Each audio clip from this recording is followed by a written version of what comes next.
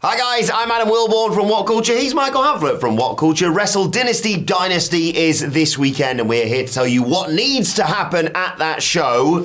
Possibly an appearance from the Death Riders. Yes, there will be at least one on January 5th as Claudio Castagnoli stares into the cold, dead eyes of the shooter.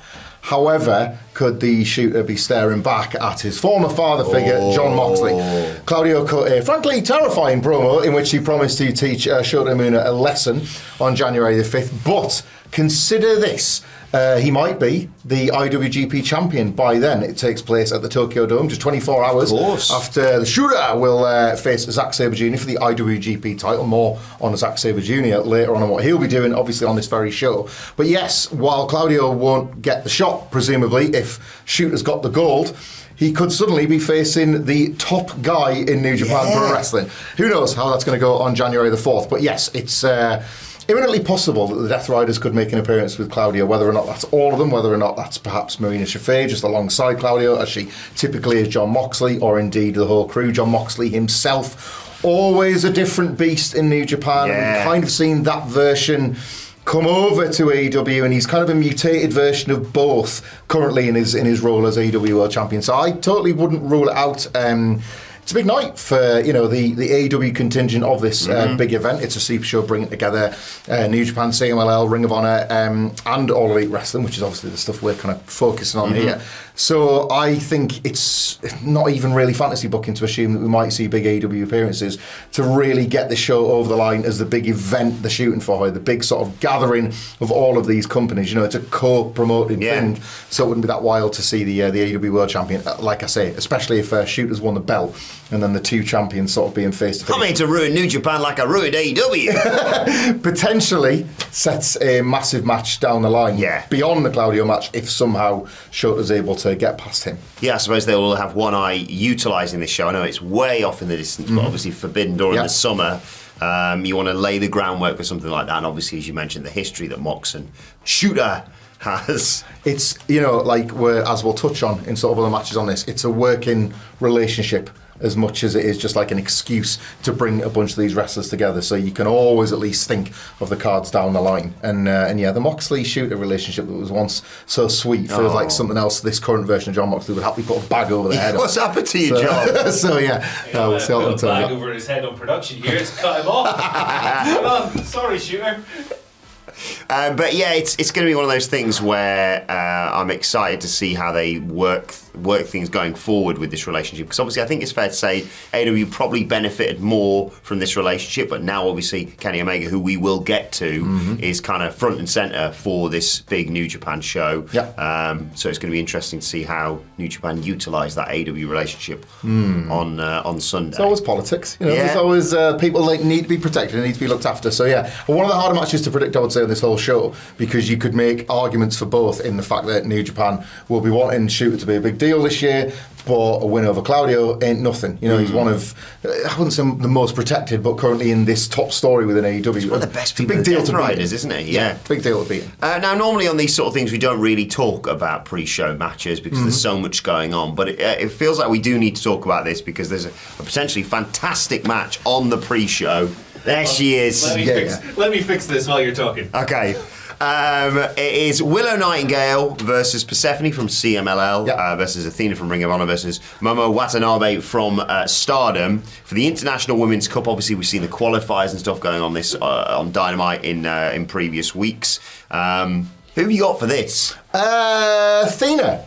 Because I just think the obviously you win the International Women's Cup, and that's a trophy, it's wrestling, isn't it? The prize means ultimately what the company tell you it means, which right now is valueless, but what isn't is the shot at another title from any brand that is represented on this show. So the winner of this match gets to potentially fight for any title in one of the other companies on a show similar to this one on January the 5th. Athena's been this great forever world champion in Ring of Honor. She's sort of free of the biggest story they've told with her so far, having beaten Billy Starks at the back end of last year. She's wrestling her first match in Japan, I think, so she's obviously presenting this as a personal bit of history. As much as I would love Willow to get it done, and I just mean that for 2025 in general, by the way, I truthfully cannot speak to I've never seen Persephone wrestle. Momo Watanabe is like a perennial favourite to win a match like this, especially being in Japan. But I wonder if, speaking of the politics of the booking and of who they're going to protect and who they're going to look after, beating Athena, even in a match that isn't for her title, feels like a bold call when you've put over 2 years of work into establishing her as kind of Ring of Honor's one and only big bad. Like, they're the one thing that brand has that nothing else in wrestling anywhere has, not least AEW. You know, people have been calling for Athena's call-up. If she wins this match, she can wrestle again in Japan. She could do something in CMLL. Like, there's been a working relationship, obviously, with AEW in the past. We've seen the likes of Blackpool Combat Club go and get incredible heat. Like, I'd love to see Athena possibly give that a try as well. So, yeah, I'm not just, like, predicting it. I'm kind of rooting for her. Yeah, but really, a potential for a really, really good match here. Yeah, it's... I don't know, it's cursed luck or just the reality of the situation that it ends up on the pre-show. Per Wikipedia, we should say at this point, but yeah, that little sort of pre-show P next to it was a little bit sad because you thought, they've built this, certainly on AEW at least, they've built the Willow and Athena qualification matches. Dustin and Sammy on there as well on the pre-show, I think. Yes, so like, again, Dustin Rhodes, there's like, for us as like AEW fans, depending on your interest in these other promotions that they're working with, it'll be cool to see certain wrestlers in the Tokyo Dome. You know, it might not be quite as packed as it will be for Wrestle Kingdom. They might have to like darken the building a little bit, but the arena is still absolutely incredible. Like, the visuals of wrestlers working in there, like such a historic venue. It's going to be awesome to see. A really good, by reports from the news today, really good ticket sales for I think the best since pre-pandemic, basically, for Western audiences coming over for it. Yeah, for the weekend shows. I mean, I think they've priced them very, very reasonably. I don't know how generous that phrasing is, but like sort of single figure prices in some cases. Not every view is amazing in the Tokyo Dome, but noting that travelling contingent of fans and the possibility of this extra like Tokyo Dome show in the place of what would typically be like a New Year's Dash or something like that. It seems as if they're trying to get that experience back that has felt like it's been missing as New Japan, in the West at least, has gone slightly colder in these last few years. As I always do, I'm going to go with Willow Nightingale. I think 2025 is the year that she really finally gets the stuff she's worked so well towards. Last year was sensational for her yet again. And I don't know whether... I mean, I'd like to see her work in all the different promotions you've mentioned, but also you could see her utilising this, if, say, she pins Athena especially, to get this to be the person to maybe even dethrone Athena as Ring of Honor World Champion, perhaps. Mariah May, just on this week's Dynamite, not necessarily in promotion of this card, did kind of like ask for an opponent. She was saying, oh yeah, the women's division is so great, but who can actually come at me, who can stop me? So whoever wins this match could indeed challenge for the, you know, they're entitled to challenge for the AEW women's title. Maybe if nothing else, this match makes a one-off challenger for Mariah May as well. We've got kind of a good example of another women's title match later on in the show that kind of like speaks to how AEW is willing to work with, and in some cases crown champions from other companies and let their talent go elsewhere. A big weekend for Zack Sabre Jr. He has big things going on at Wrestle Kingdom, and then he's going to fight the bald knobhead that is Ricochet, who has undergone quite the transformation in recent weeks in AEW. But we're not really here to talk about either of those men, are we? We're here to talk about the bigger picture with regards to Ricochet and the Hurt Syndicate. Yeah, again, like so much of what we're going to get on January the 5th is dependent on what might happen on January the 4th. Will Zack Sabre Jr. having headlined Wrestle Kingdom against Shota Umino go in to January 5th as IWGP champion? Because if he does, it's very hard to imagine Ricochet getting the win. Like, of all the... you know, the friendliness and the sort of the improved relationships between New Japan and AEW over the years, it just feels unlikely that New Japan Pro Wrestling would allow an AEW wrestler without a title, like a current top guy, to pin their world champion. Now, even if Zack does go in as champion, it is worth pointing out it's currently down as a non-title match. Not impossible, but unlikely. However, this is a new Ricochet. Obviously, what we saw on Dynamite with what he did to Swerve Strickland kind of completed the heel turn. That first was rooted in a little bit of silliness and a little bit of wackiness. I kind of compared him to the Hurt Syndicate as the R-Truth to the Judgment Day, but he has immediately flipped that switch and gone psycho with his attack. You know, the bloodstained shirt and the like. And if you remember, the original attack on Zack Sabre Jr. was a sneak attack. in a suit. In a suit, so it's yeah. quite a nice bit of foreshadowing that makes you think that this Ricochet stuff has been planned a while, which is why I think, for more than just your clicks, we can speculate that maybe the Hurt Syndicate will be looking to do some business in the Tokyo Dome. It would be a hell of a way for MVP to repair the Hurt Syndicate card that he tore up a few weeks ago on Dynamite. Glue it back together. Having liked what he's seen with the Swerve Strickland attack and the speculation that obviously Ricochet could be back on board for the Hurt Syndicate as a potential member with this ongoing membership drive that MVP has spoken about. It wouldn't be out of the question, certainly, even if Zack Sabre Jr. was to win, for the Hurt Syndicate to show up afterwards and them to do damage as a result. Again, we speak of Forbidden Door, of future shows. Even if Zack is the champion and has won a non-title match, what a statement they could make by beating him down after the fact. The visual of the group standing over the fallen IWGP champion in his home territory in the Tokyo Dome, just a night after potentially his biggest career high. Also, Zack Sabre Jr. will potentially be selling, the scars of war, of working that main event. It's captivating enough what kind of chemistry he's going to have with Ricochet. Like, there's nobody better at grabbing a hold than Zack Sabre Jr., but watching like this kind of sneaking, cheating version of Ricochet that maybe dials back the high-flying stuff and gets on the ground and grapples a bit with Zack Sabre Jr. I think there's going to be a great match wrapped in this, but absolutely not out of the question that we get quite a big post-match angle. Yeah, not to bury the lead. I think this is going to be one of the matches of the night, without question. Ricochet versus ZSJ just works really well, like you say, in terms of the contrasting styles. But this is a gateway to get Bobby Lashley in New Japan Pro Wrestling. It's fascinating. Yeah. Like, mana up the air. What does that look like?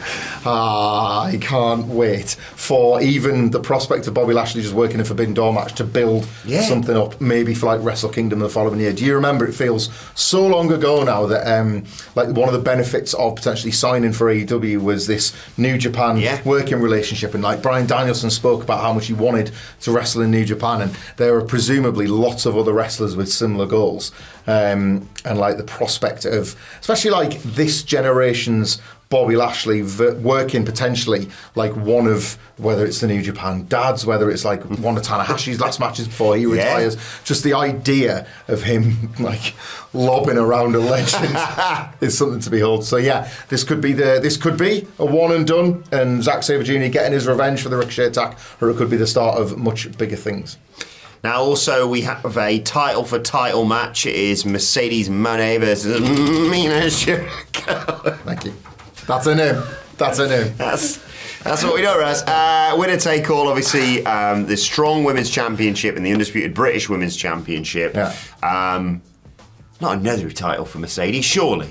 Well, it seems we're having a conversation about Mina Shirakawa match. Like, how maybe would like Mina want to kick that off with me? Say if she was like, I don't know, like paraphrasing Cody Rhodes, for example, if we're going to get into the chopping this up, what do you guys want to talk about? Well, I want to talk about Mercedes Mone potentially winning the British Championship and then coming here to the UK to defend it for Rev Pro. Oh! We have been lucky enough to share a stage in the UK with Mercedes Mone. Yeah. Which is a weird sense, when she obviously did Sweet Chin Disco after All In 2024. But speaking of working relationships, of how bridges have been built through Tony Khan's willingness to work with so many companies, Rev Pro has been a big one of recent times.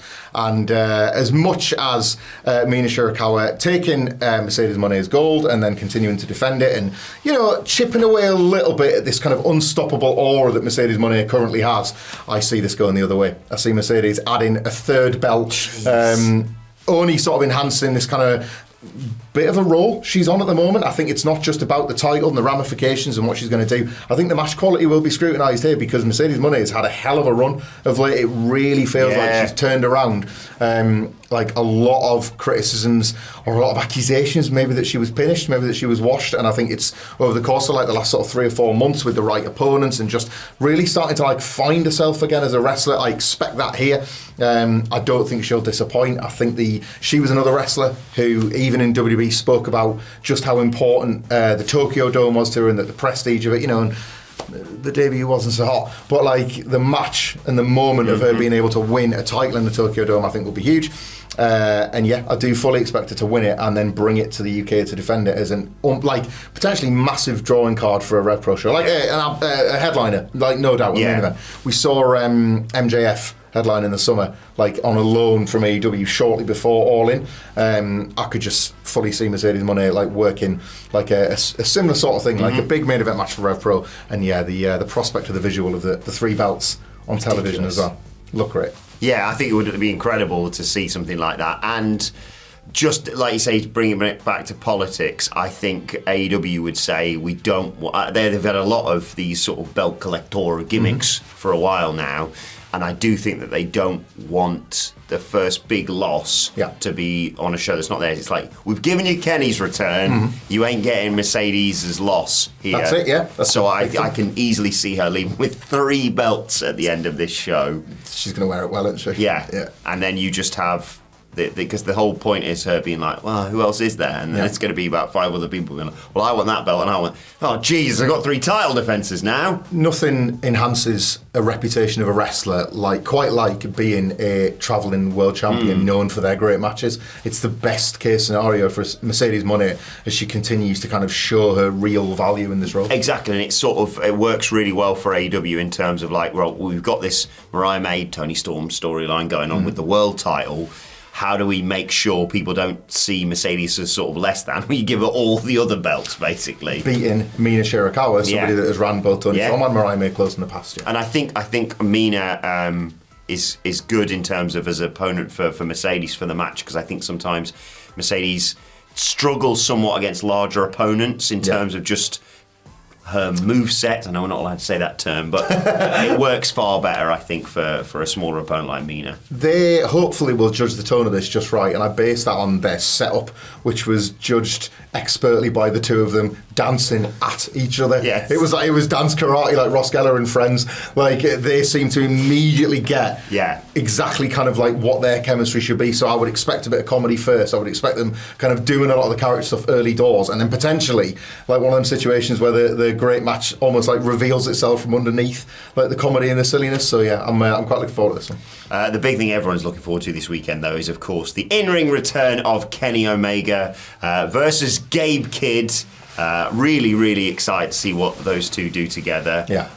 But also, what's going on with him in the Elite? Well, yeah, we'll get into that. Super quick. Do you think Kenny Omega wins? Yes. Like, this is a thing, isn't it? I love Gabe Kidd, obviously. Great history with him in WCPW, but sorry, mate. Kenny hasn't. I completely agree with Andy Murray. It's time to stop messing about with Kenny Omega. And 2025 is the year he just keeps winning. Yeah, the return at World's End in the suit felt like it wasn't going to be a 2019 style return where he's going on a bit of a loser streak, he's got to find himself, he's got to rebuild himself. No, there's no time to waste. Or the like, I've been suffering from injuries, Kinesio tape Kenny Omega. He's just like, I'm back, and my main goal is All in Texas probably against Kazuchika Okada. And this is it. AEW have kind of like basically set the stall out with what is, I think, they're the biggest match they can offer and what's going to be their biggest show this year. So it behooves them to get Kenny Omega off and rolling straight away. And I think he will win too. I was curious if that was consensus because of how Kenny's done these comebacks in the past. And Gabe can talk his way out of losing anyway, can't he? I think, well, this is it. I think he's done such a good job of talking his way into this match and everything else that's come around this situation that if and when he loses, he'll have something to blame, or he'll be so furious with like, he'll mention the BS politics of the whole thing. And there'll be a way that he'll get out of this, like just the angriest promo that he can possibly cut. He'll have probably one of the best matches he's ever had. That tends to happen when people wrestle Kenny Omega. But yeah, the Elite, the Young Bucks are on this card. They're going up against Karen, the Great O'Khan, and a mystery partner for the IWGP World Tag Team titles. I cannot offer a single bit of speculation on who the mystery partner will be. Almost. Murray's shouting Omos, so yes, that's what we want, and that would make him a multi-company World Tag Team Champion in Japan over the space of a week. That's booked. That's confirmed. We'll get that on the Wikipedia page now. Omos to be the tag partner. Choke slamming both Young Bucks at the same time. I might put him in the thumbnail. Put him in the thumbnail. So they're in a bad mood, naturally, having been double choked on by Omos on the undercard. And they're potentially in a bad mood with Jack Perry. The last time these three crossed paths was at the New Japan show a couple of weeks ago, in which Jack Perry didn't seem to know that the Young Bucks were going to arrive for a run-in. They were like, hey, Jack, good to see you. And he sort of stormed off in a bad mood. Potentially cross that they kind of abandoned him in AEW when they went to work from home and they were shredding the paperwork or whatever it was. The Elite has been scattered since then. Okada has been absolutely fine going on to win the Continental Classic, and Jack Perry has been kind of not exactly left to rot in New Japan, but kind of like shunted to the side in AEW terms. So whether or not there's an Elite implosion that might come here, and where exactly does Kenny Omega fit into that? The last time we saw him on AEW television, if not on pay-per-view, was of course getting destroyed by the Elite, seemingly to set up some sort of feuд with them down the line, but there's been rumours of the Young Bucks turning babyface as being people that can stop the Death Riders. Are they going to reunite? Like, are they going to attack Kenny again to beat him down further now that the Kenny Okada match is built? I think they will go to do the same kind of damage they tried the last time, whether it's the head in the steel chair, whether it's the multiple BTE triggers, whether they're going for the TK driver, something like that. And then I expect Kenny Omega to be saved by somebody to line up a potential tag match with Kenny plus partner Omos. Kenny and Omos versus the Young Bucks. We'll book that as well. But no, Kenny plus a partner against... Possibly will. Well, this is it. I wasn't necessarily thinking somebody from the AEW roster, like Kenny returning to New Japan has done it as very much a love letter this time. We saw he returned in New Japan before AEW. We got that promo that was very much like a love letter to New Japan. He's on Dynamite next week. He will make his AEW return on Wednesday. So I could well see them trying to sell something for a future New Japan show or Forbidden Door, and then immediately have this hostility with the Young Bucks lingering in time for his Wednesday return. I can't. Kenny Omega, man. I have missed Kenny Omega so much, and I just think any way this spirals out, I know that the temptation to just go to intra-elite fighting has gone a bit stale with folk, has ran a bit stale. I want Kenny and Hangman versus Bucks too. I want Kenny to have a proper singles run that leads him back to the world title as a babyface this time around as well. I think everybody does. And I think people have realised the clock is ticking faster than any of us wanted to admit on Kenny Omega. Yeah. The mere tease of the Okada match didn't just tease the match, it teased the singles run towards the match, and it starts here. Yeah, Okada is like, I'll beat you. I'm never going to face you again. So he's obviously heading in that direction. But lots to look forward to this weekend. Let us know your thoughts, your predictions in the comments section below. Don't forget to like, share and subscribe. And we'll be bringing you all the fallout from this next week, of course. But for now, my thanks to Michael Hamflett. Thank you for joining us. And why not check out this video right here.